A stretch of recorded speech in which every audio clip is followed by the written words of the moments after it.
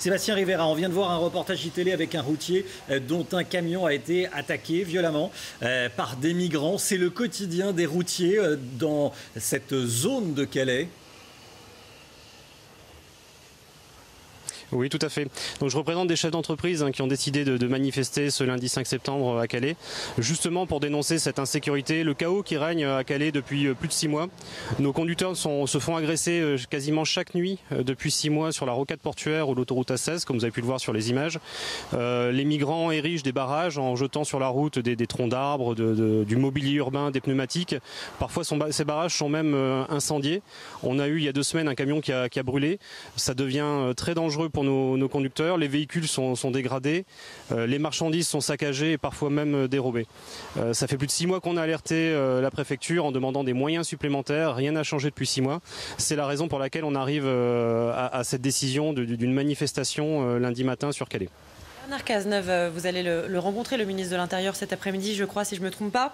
Il a annoncé aujourd'hui la poursuite par étapes du démantèlement de la jungle de Calais et puis également des policiers supplémentaires, 200 policiers supplémentaires. Est-ce que ça, c'est de nature à calmer les chauffeurs routiers ? Non, les entreprises que je représente, si vous voulez, en ont assez que cette situation se déroule depuis plus de 6 mois dans l'indifférence la plus totale. Les forces de l'ordre supplémentaires, les 200, ne seront pas suffisantes. Il y a actuellement 1900 forces de l'ordre sur Calais pour assurer la sécurité au port et au tunnel. Ils sont largement débordés. Bon, on salue leur travail, bien entendu, mais les migrants jouent au jeu du chat et la souris avec les forces de l'ordre. 200 forces de l'ordre, ce ne sera pas suffisant. On dénonce également, c'est l'impunité totale qui règne, c'est-à-dire qu'il n'y a aucune raison finalement que la situation s'arrange, puisque les migrants qui agressent nos conducteurs, qui cassent nos véhicules, qui saccagent les marchandises et qui les volent, comme je vous le disais, n'encourent aucune poursuite. Donc il n'y a aucune raison, il n'y a aucune dissuasion, il n'y a aucune raison que les migrants changent leur façon de faire, et on constate une montée de leur agressivité et on souhaite agir avant qu'il ne soit trop tard, avant qu'un drame n'arrive. C'est ce que l'on craint. Sébastien Rivera, pour être extrêmement concret, vous demandez le démantèlement total et immédiat et non pas par étapes comme le propose le ministre de l'Intérieur, démantèlement de la jungle, total et immédiat. Oui, tout à fait. Oui, voilà, on demande des mesures vraiment urgentes avec un démantèlement de la jungle et un éloignement des migrants, puisque là le camp de migrants est vraiment en bordure de la rocade, donc c'est très facile pour eux de franchir les grillages ou de contourner ces grillages qui existent pour se rendre sur la rocade et agresser nos conducteurs. On demande également qu'un couvre-feu soit instauré, ça fait quand même plus de 6 mois que toutes les nuits la rocade est envahie. On demande que les forces de l'ordre soient en nombre bien plus important pour assurer cette sécurité.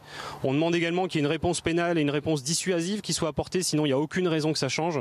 On demande également que nos préjudices, qui sont très importants, ça va de quelques milliers d'euros à plusieurs dizaines de milliers d'euros à chaque fois qu'un véhicule se fait attaquer. On demande que notre préjudice soit pris en considération. Et enfin, on demande également que cesse la double peine, c'est-à-dire que le gouvernement britannique, en plus, lorsque des clandestins sont découverts dans nos véhicules, inflige aux conducteurs et aux chefs d'entreprise que je représente une amende de 2000 livres, c'est-à-dire environ 2800 € par clandestin découvert. C'est insupportable, intolérable, compte tenu du déferlement migratoire que l'on connaît actuellement. Vous parlez d'amende, vous parlez de préjudice. Est-ce que vous êtes en mesure aujourd'hui de me dire combien cette situation coûte-t-elle à votre secteur ? Alors je n'ai pas de chiffres globalisés, mais comme je vous disais, ne serait-ce qu'une bâche arrachée, c'est plusieurs centaines d'euros de préjudice. Ensuite, c'est une journée d'exploitation qui est perdue, puisque le véhicule doit retourner à l'entreprise pour soit reconditionner la marchandise ou soit faire une déclaration de sinistre auprès de l'assurance, parce que parfois le complet de marchandises est à jeter et perdu pour l'exploitation. Mais je n'ai pas de chiffres globalisés pour la profession. Sébastien Rivera, quand vous avez donné une conférence de presse pour annoncer l'opération, il y avait des commerçants calaisiens, évidemment. Il y avait aussi des agriculteurs, des représentants de la CGT. Bref, c'est un ras-le-bol général dans la région. Oui, tout à fait. Nous, notre communiqué de presse, on l'a adressé il y a une bonne dizaine de jours. Et effectivement, après, les commerçants se sont joints à nous.